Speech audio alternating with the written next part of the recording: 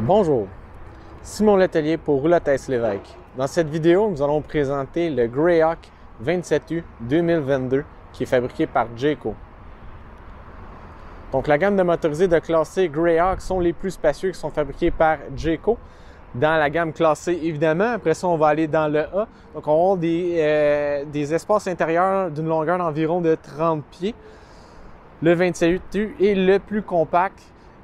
Mais non pas moins équipé, comme vous allez pouvoir voir. Puis on a quand même un grand espace. On a une chambre fermée à l'arrière avec un grand garde-robe, lit king, cuisine vraiment très fonctionnelle avec comptoir en L. Donc vraiment un beau plan de plancher, vraiment populaire.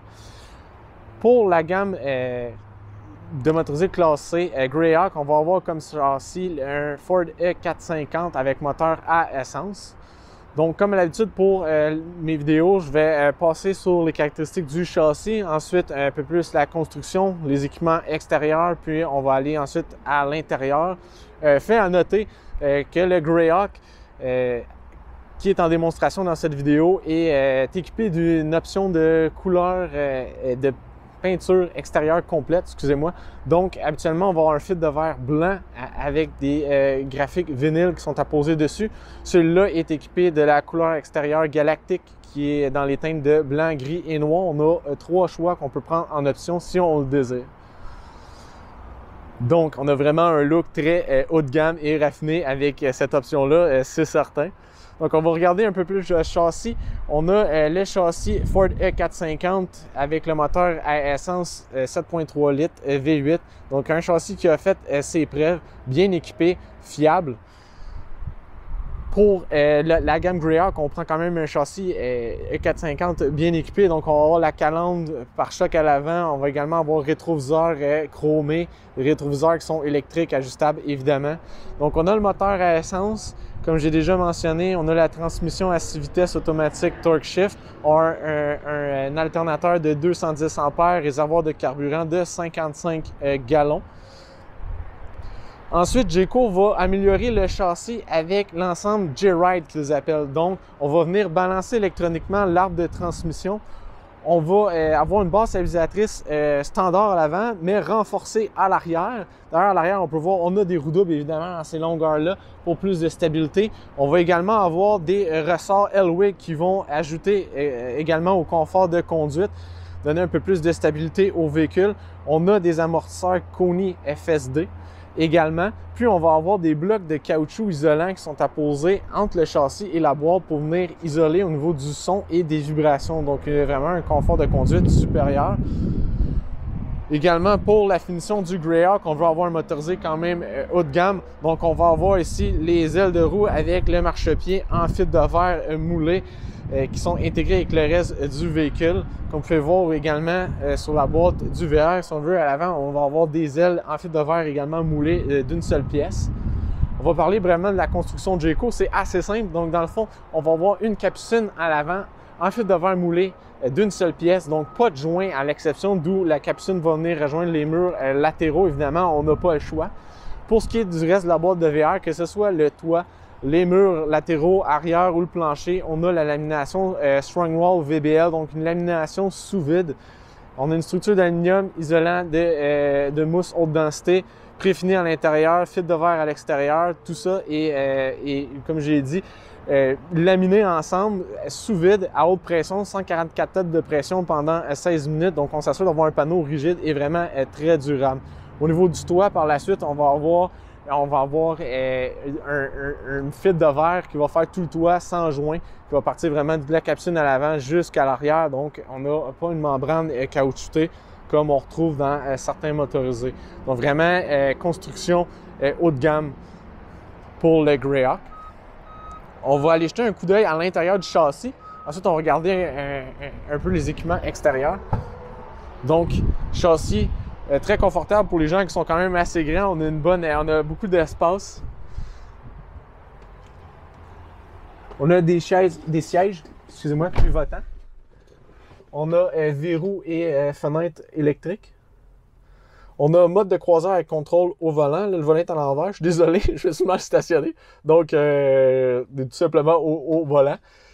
Puis, on va avoir un écran tactile Sony qui est compatible avec Android et Apple CarPlay. Si jamais vous avez un téléphone intelligent, vous pouvez facilement le connecter comme on peut le voir en ce moment.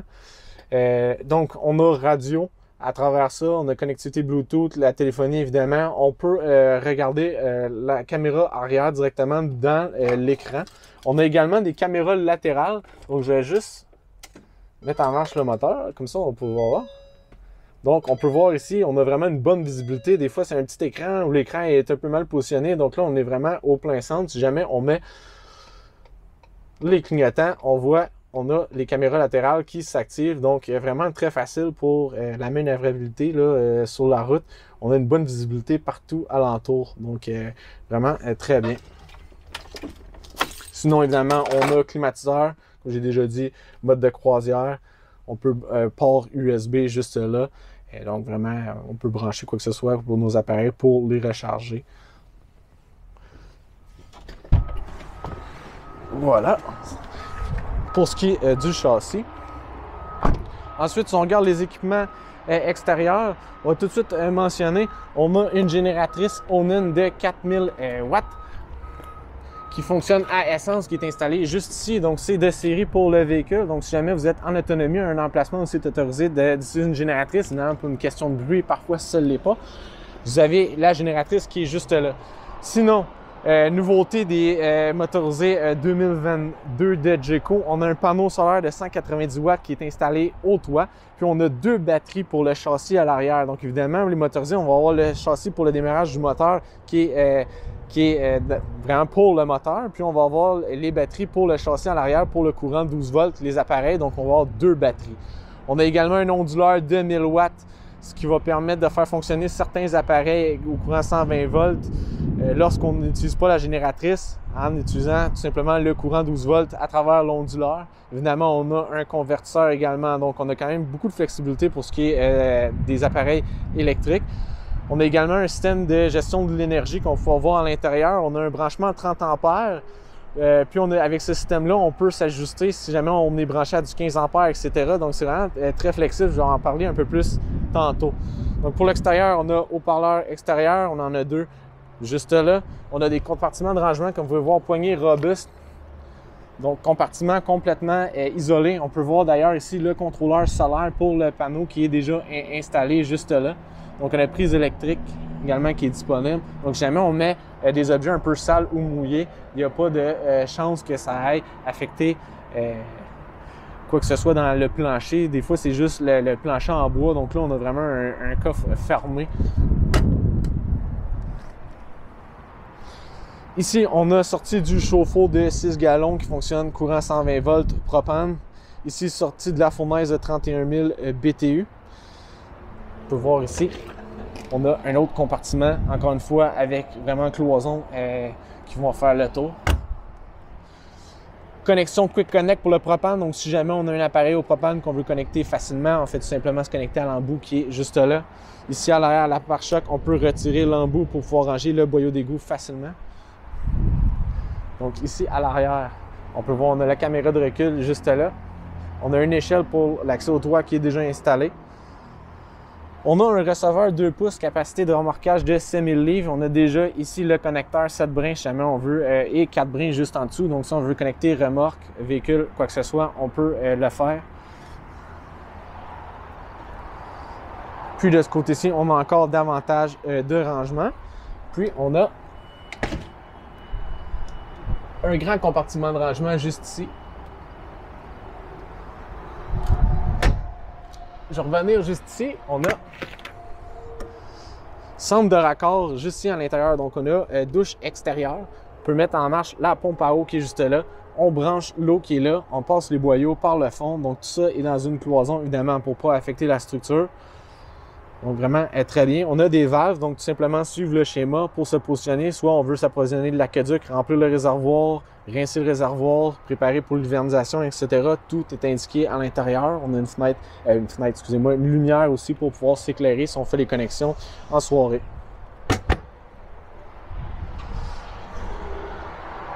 Donc, pour le Greyhawk, c'est ce qui fait un peu le tour des équipements. Je peut être digne de mention également, c'est qu'on a les auvents d'extension qui sont fournis également de série, donc toujours pratique. Si jamais vous campez où c'est un peu plus boisé, on évite que les feuilles brindilles, etc. tombent directement sur l'extension. Lorsqu'on referme l'extension, évidemment, s'il y a trop de déchets accumulés, ça peut affecter le joint d'étanchéité. Si on a un marchepied électrique, donc évidemment, on peut le mettre hors fonction au besoin, sinon il va s'ouvrir automatiquement lorsqu'on ouvre la porte. Toujours très bien. Juste ici, on a le compartiment des deux batteries du VR qui sont en dessous de la marche qui est là. Puis ici, on a le contrôle pour la majorité des appareils. Donc, lumière extérieure et intérieure. Lumière extérieure qui sont situées juste à côté en dessous de l'auvent. En fait, on a une bande de lumière d'aile. J'ai pas ouvert l'auvent étant donné que c'est venteux, mais on a un grand auvent qui fait pratiquement toute la longueur du véhicule. Là. Donc, on peut avoir beaucoup d'ombrage sur son terrain de camping. Le contrôle de l'auvent est là d'ailleurs. On a un système auto-nivelant hydraulique à 4 points qui est juste là. Donc, on fait tout simplement appuyer sur le bouton, puis la mise à niveau va se faire tout seul. On peut justement mettre hors fonction le marchepied si on ne veut pas qu'il s'ouvre automatiquement. Des fois, il y a une bande trottoir ou quoi que ce soit, ça peut être pratique pour pouvoir allumer les haut-parleurs extérieurs, puis le courant principal. Donc, on peut tout simplement couper le courant principal de la section VR avec l'interrupteur qui est là. Donc, si on procède à l'intérieur.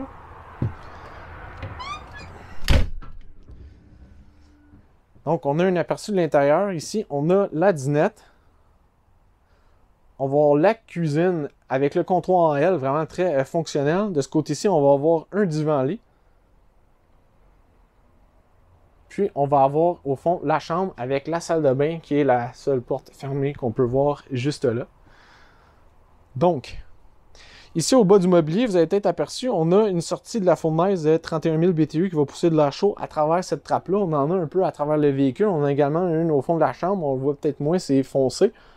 On a également un climatiseur de 15 000 BTU avec conduit, comme vous pouvez voir, il y a des trappes au plafond.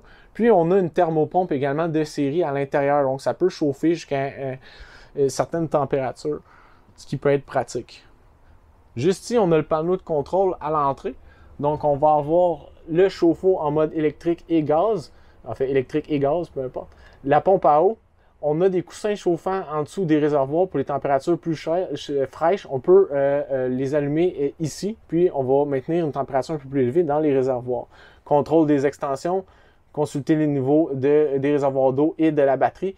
Puis ici, on a le compteur pour la génératrice. On peut la mettre en marche ici, puis on peut également mettre en marche l'onduleur directement ici. Donc, tout se contrôle depuis le panneau, ce qui est vraiment pratique. On a également du rangement juste ici.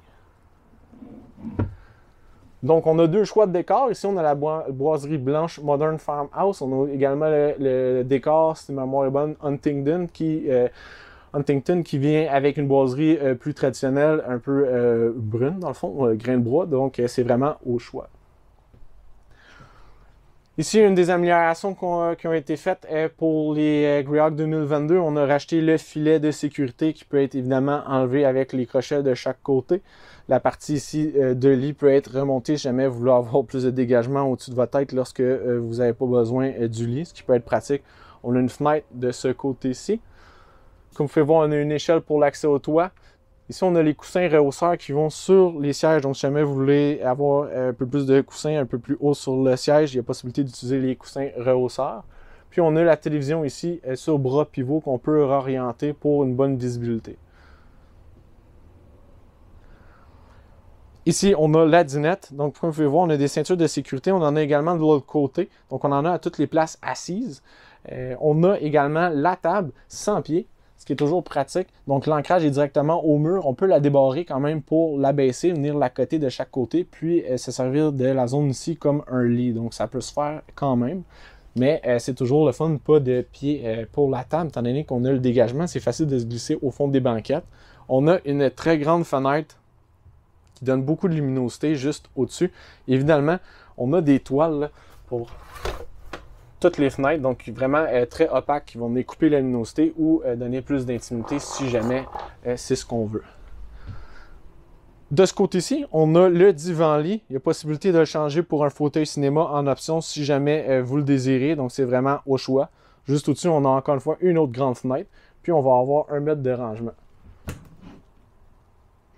On a des tubes à pression qui tiennent les portes ouvertes, donc vraiment très pratique pour fouiller à l'intérieur. Des fois, utiliser une main pour fouiller, l'autre pour maintenir la porte, c'est pas toujours agréable, donc vraiment très bien. On a des lumières d'ambiance, comme vous pouvez remarquer là, au DEL, au bas des comptoirs. Donc vraiment, lorsque c'est un peu plus à la noirceur, ça donne vraiment un bel effet haut de gamme. Puis ça donne une belle ambiance pour la soirée. Donc ici, on a une extension de comptoir. On fait tout simplement la relever pour rallonger le comptoir si on a besoin de plus de surface pour travailler. Ici, on a le comptoir en L. Donc on a un grand évier à 2 cuves en acier inoxydable. Ça, ici, on a le support pour sécher la vaisselle. Celui ici, on a le couvercle qui va permettre de servir aussi de planche à découper. On a la nouvelle robinetterie noire qui va avec le décor Modern Farmhouse. On a un dosseret ici au fond. On va avoir 2 tiroirs de rangement, ainsi qu'un tiroir pour les poêlons et chaudrons en dessous du four. On a un four Furion, donc on a le fourneau ici en bas. Puis, on va avoir 3 brûleurs au propane en haut avec une plaque de verre qui permet d'utiliser la surface et qui va aussi faire un dosseret supplémentaire. Juste là, on a également un dosseret sur le côté, donc on s'assure vraiment qu'il n'y a pas d'éclaboussures qui vont sur le préfini. On a un micro-ondes avec hotte intégré. Puis, on va avoir du rangement ici en haut également. Juste ici, on a des prises et Power USB qui sont disponibles, qui c'est rétractable, donc vraiment très discret, c'est vraiment très bien comme concept. Donc quand on a terminé, on fait tout simplement appuyer ici et ça s'arrange facilement. Et voilà. Donc ça n'occupe pas le comptoir, puis ça rend les prises facilement accessibles. Juste ici, on va avoir le contrôle pour climatisation, chauffage, etc. Et on a le système de gestion de l'énergie que je mentionnais. Donc, lorsque vous allez être branché sur 30 ampères, le système va détecter tout seul l'ampérage, excusez-moi, puis va s'ajuster. Donc, si jamais il y a une demande qui va dépasser l'ampérage, il va tout simplement fermer certains appareils de façon temporaire afin d'éviter que le circuit excède. Puis ça peut causer des problèmes. Donc, on peut tout simplement également sélectionner ce qu'on veut. Évidemment, je ne suis pas branché en ce moment, donc il n'y a pas de service. Mais si on passe, on a également l'état des appareils. Donc, le chauffe-eau a du courant, le réfrigérateur, le climatiseur, puis le deuxième climatiseur. Donc, on a enfin un climatiseur de 15 000 BTU avec thermopompe, mais il y a possibilité d'avoir en option 2 climatiseurs de 13 500 BTU.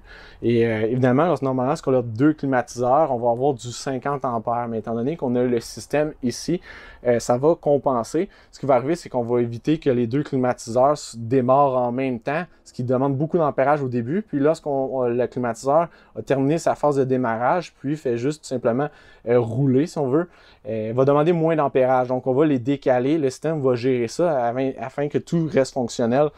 Puis, ça se fait vraiment de façon passive. Vous n'avez pas à intervenir. Ensuite, pour le réfrigérateur qui est de ce côté-ci, normalement, on a un réfrigérateur de 8 pieds cubes. Il y a possibilité dans certains modèles, dont celui-ci, d'avoir un réfrigérateur de 12 pieds cubes. Ce modèle-ci en est équipé, donc on a vraiment 4 portes. C'est un réfrigérateur DVR, donc va fonctionner propane courant 120 volts, qui donne quand même une bonne flexibilité. On a un réservoir de propane de 56 livres, donc on a quand même une bonne autonomie. Là, on en a amplement pour le chauffe-eau puis le réfrigérateur. Comme vous avez probablement remarqué, on a vraiment des panneaux insérés en bois qui viennent avec le décor Modern Farmhouse. Donc on a vraiment le souci du détail, une très belle finition pour le véhicule là, Greyhawk.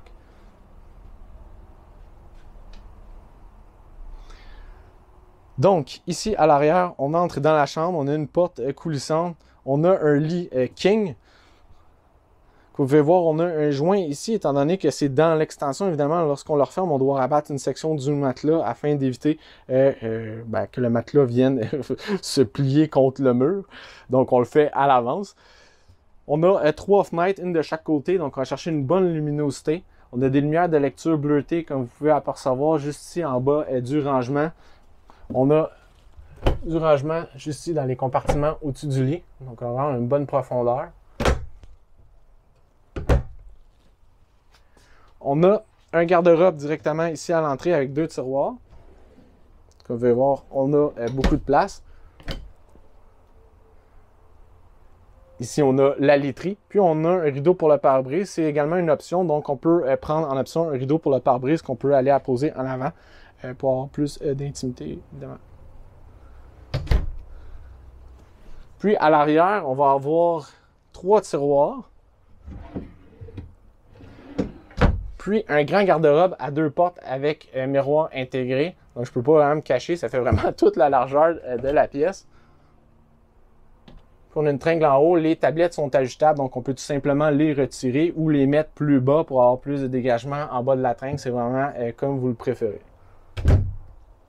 Vous avez possiblement remarqué, on a une télévision également dans la chambre. Donc, on a des télévisions maintenant Insignia intelligentes, donc vont capter les signaux depuis Internet. On a une antenne WineGuard Air 360 Plus, donc compatibilité aussi si on veut racheter réseau 4G LTE ou amplifier le Wi-Fi. Donc, les télévisions intelligentes, on en a également une en avant comme on a pu voir.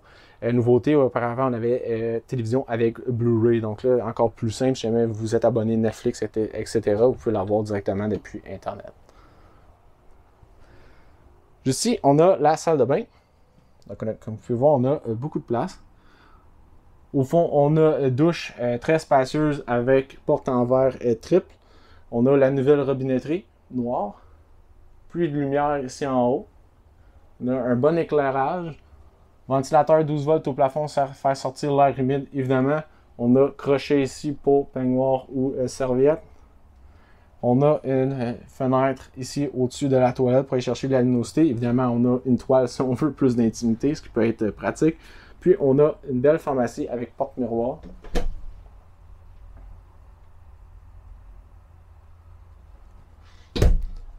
On a un beau comptoir avec une belle finition. Évier, lavabo en acier inoxydable. Encore une fois, la robinetterie noire agencée Claresse. On a ici un tiroir pour des petits objets qu'on veut avoir facilement sous la main. Puis, on a du rangement ici en dessous.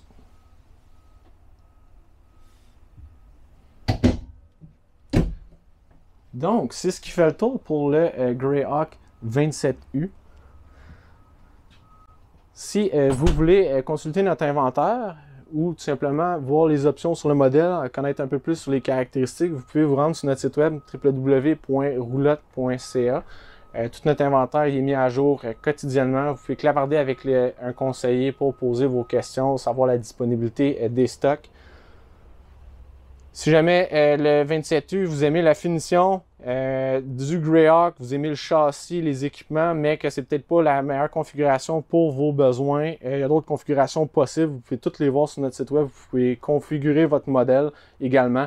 Donc vraiment, ça vaut la peine d'aller jeter un œil. Si jamais vous voulez en voir un en vrai, vous pouvez vous rendre dans l'une de nos succursales. Nous sommes dépositaires des Jayco motorisés, c'est-à-dire Saint-Apollinaire, Sainte-Hélène, Laval, Châteauguay, Trois-Rivières et Saguenay. Merci.